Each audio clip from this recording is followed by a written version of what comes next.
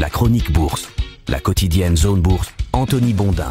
Salut à toutes et à tous et bienvenue dans ce point de marché Zone Bourse du vendredi 2 août 2024. Il s'appelle ce matin Angoisse haussienne. La tentative de rebond des marchés actions en milieu de semaine a donc fait long feu. La séance de jeudi a été particulièrement éprouvante et celle de vendredi ne se présente pas sous les meilleurs auspices. La libido des financiers est lourdement retombée sous le poids de plusieurs facteurs que je vais m'employer à vous décrire ce matin. Les investisseurs, c'est un peu comme les sales gosses à Noël. Ils vous ont tanné pendant des semaines pour avoir cet incroyable pistolet à eau électrique vu sur Instagram et quand vous le leur offrez, eh bien ils le laissent dans un coin en vous disant qu'ils veulent plutôt le dernier FIFA. Personnellement, j'ai une technique toute personnelle que la morale réprouve pour régler ce genre de situation, mais malheureusement, elle ne sert à rien sur les marchés financiers. Alors en clair, les investisseurs sont en passe d'obtenir les baisses de taux d'intérêt qu'ils attendent depuis si longtemps, mais ils ont l'air déçus et nous allons voir pourquoi. Depuis, grosso modo, le milieu du mois de juillet aux États-Unis, les séances boursières sont anormalement nerveuses. Ça a coïncidé avec le début des publications des performances financières des entreprises au second trimestre, avec la montée des doutes sur l'impact financier réel de l'intelligence artificielle à court terme et avec la tentation des investisseurs de revenir sur les valeurs décotées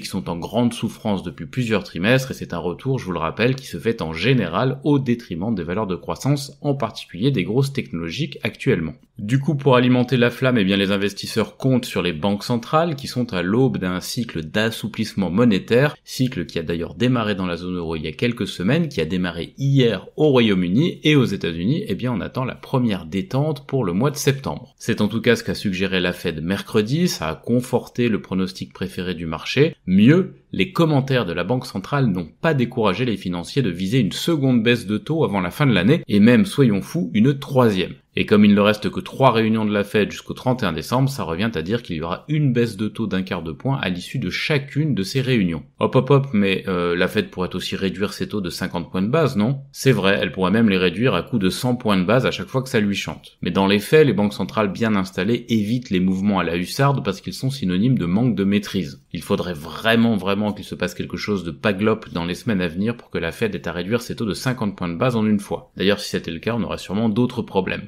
Donc le scénario central du moment, c'est 3 baisses de taux d'ici la fin de l'année. C'est ce que traduit la forte baisse des rendements obligataires américains cette semaine. Le taux du 10 ans est repassé sous la barre symbolique des 4% de rendement. C'est un plus bas depuis le début du mois de février dernier. En d'autres termes, les Américains pensent désormais que le coût de l'argent va baisser un petit peu plus vite que ce qu'ils espéraient. En somme, ils ont exactement ce qu'ils voulaient. Mais alors, pourquoi les marchés baissent? Eh bien, c'est une excellente question évidemment, essentiellement à cause d'un retour sur le dessus de la pile des risques d'un ralentissement économique plus sévère que prévu qui absorberait l'impact des baisses de taux, là où les investisseurs les voyaient comme une sorte de cerise sur le gâteau. Les modèles des économistes des grandes firmes de Wall Street ont atteint une zone qui a fait se lever le petit drapeau orange. Les résultats d'entreprise sont mitigés, la Chine ne redémarre pas, les tensions commerciales et politiques sont à la hausse, l'IA n'apporte pour l'instant des bienfaits qu'aux vendeurs de pellets de pioche et pas aux chercheurs d'or, la consommation pose question et les indicateurs macroéconomiques américains flanchent. D'ailleurs, la publication d'un indice ISM manufacturier particulièrement mauvais hier outre-Atlantique a cristallisé les doutes sur la dynamique économique et fait ressortir du chapeau le terme atterrissage, qui a fait partie des mots préférés de la finance en 2023 et sur une partie de 2024 avant de disparaître mystérieusement. Pour mémoire, les investisseurs se sont longtemps demandé si la politique de taux élevé de la Fed allait provoquer un crash économique, un atterrissage en catastrophe ou un atterrissage en douceur du PIB américain. Et bien finalement, c'est le pas d'atterrissage du tout qui a fini par prendre le dessus jusqu'au retour des craintes de ce début de mois d'août.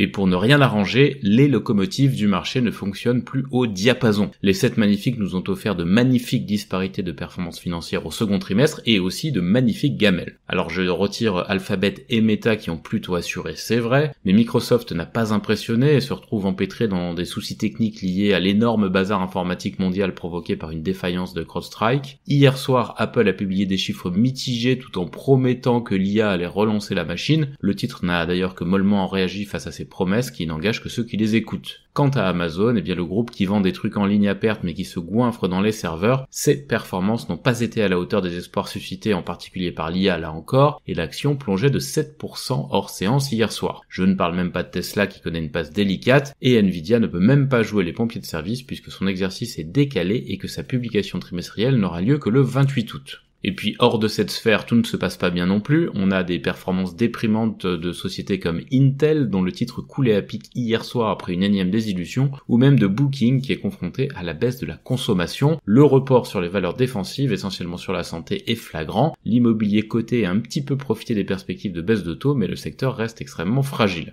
Et là, au final, l'ambiance est carrément morose et l'accélération constatée au milieu de la semaine sur les marchés actions avait tout d'un feu de paille. La publication cet après-midi des chiffres de l'emploi de juillet aux États-Unis devrait prendre encore plus de poids. Jusqu'à présent, les investisseurs espéraient des chiffres un peu mauvais pour forcer la Banque centrale à réduire ses taux, mais avec le changement de perception dont je viens de vous parler, ils redoutent maintenant des chiffres un peu mauvais qui feraient craindre un gros ralentissement économique. C'est vraiment des sales gosses. En attendant, en Asie-Pacifique ce matin, c'est le bain de sang à Tokyo, où le Nikkei 225 sombre de 4,8% pendant que le Topix perd plus de 5%. Là encore, c'est paradoxal. Les financiers attendent depuis des années le retour à une politique monétaire plus stricte de la Banque du Japon, et quand ce retour est acté, eh bien, ils dégoupillent. Il faut dire que la bourse japonaise paye aussi son excellent parcours des derniers trimestres, la remontée du yen, la réduction à venir de l'écart de taux avec les États-Unis, et évidemment le contexte global de prise de bénéfices qui est visible depuis hier. Hong Kong de son côté perd 2%, la Chine continentale est à moins 0,9%, la rechute des actions technologiques affecte plus lourdement évidemment la Corée du Sud et Taïwan qui perdent environ 4%, même l'Australie est emportée dans le mouvement de prise de bénéfices, on perd 2%. À Sydney, l'Inde tient un petit peu mieux, à Bombay, le Sensex perd 0,9%. À l'heure où je vous parle, quant aux indicateurs avancés européens, eh bien ils sont baissiers. Dans l'actu des sociétés, pour démarrer cette dernière séance de la semaine, Engie relève ses prévisions 2024, BNP Paribas est en pourparlers avec AXA pour racheter AXA Investment Managers dans le cadre d'une opération de 5,1 milliards d'euros. AXA qui a publié en parallèle ses résultats trimestriels. La Française des Jeux cède sa filiale Sporting Solutions Services à Betson. Esso a publié des résultats en baisse au premier semestre et a confirmé la cession de sa raffinerie de Fos-sur-Mer. LDC a finalisé l'acquisition d'une société en Pologne. Bonduel a publié un chiffre d'affaires annuel légèrement inférieur aux attentes et on se dirige vers une OPA à 25,30 euros par action Eurobio. AST Group est en redressement judiciaire. La FDA a accordé le statut de médicament orphelin à un traitement de Selectis. Gessi a soldé son litige avec Eolène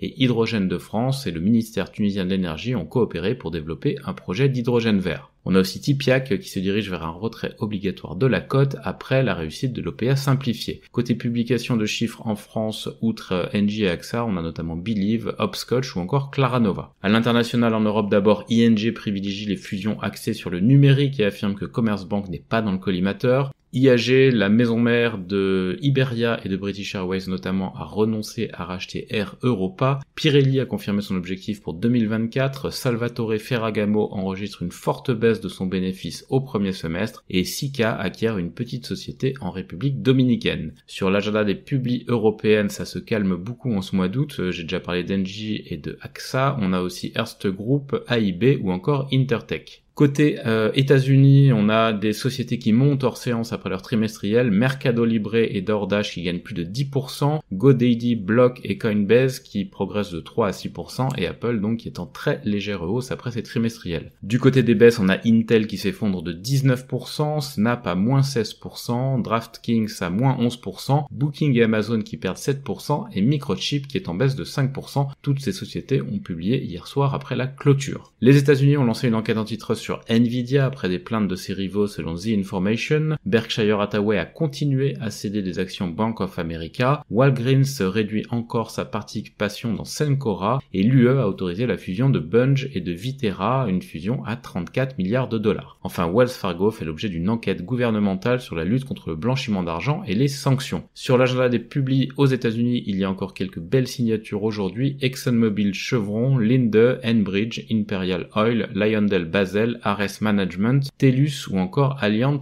Energy.